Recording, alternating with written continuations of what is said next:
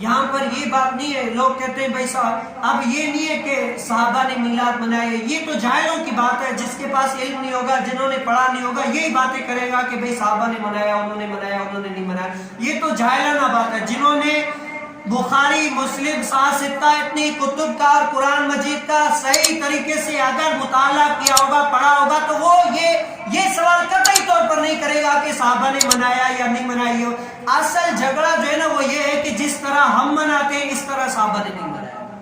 جس طرح ہم سنی مناتے ہیں اس طرح صحابہ نے نہیں منایا. تو ہم کہتے ہیں بھائی فتویٰ تم ہی دے دو کہ جو کام صحابہ نے جس طرح نہیں کیا, اگر وہ کام کیا جائے تو حرام ہے. کیا ہے وہ کام حرام ہے. اور یہ میں دعوے سے کہہ سکتا ہوں, اگر کوئی بھی آ جائے مولوی اپنے آپ کو مولانا کہے کہ بھائی جو صحابہ نے نہیں کیا وہ ہم نہیں کریں گے, اگر وہ لکھ کے دے دے گا نا تو اس کے وجود میں اتنی ساری ایسی چیزیں ہوگی جو صحابہ نے کی نہیں ہوگی. اس کے گھر میں دیکھیں گے ایسی چیزیں ہوگی جو صحابہ نے نہیں کی ہوگی, وہ کر رہا ہے. بھائی جو قرآن منع نہ کرے, شریعت منع نہ کرے, تو تم منع کرنے والے ہوتے کون ہو؟ تم کیا صاحب شریعت ہو؟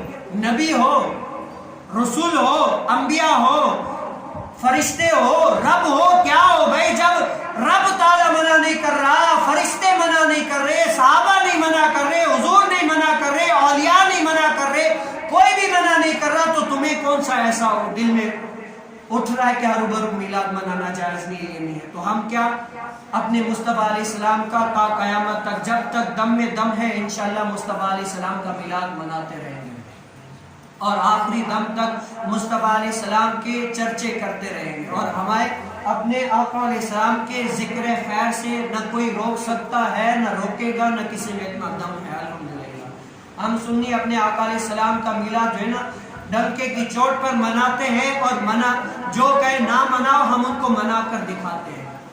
ہاں